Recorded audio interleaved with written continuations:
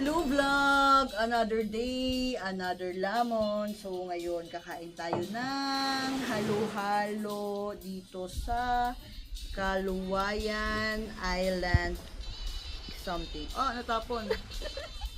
So ito yung halo-halo nila. May ube, ice cream with may mais, garbanzos, and a cherry on top. Tapos ito yung laman. So, titikman natin siya. Titikman ko tong yellow. So, medyo manamis-namis siya. Tapos, syempre, unahin natin tong cherry on top.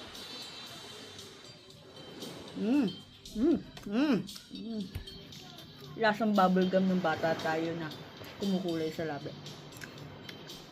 And then,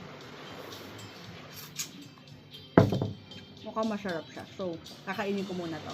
Yun lang. Bye!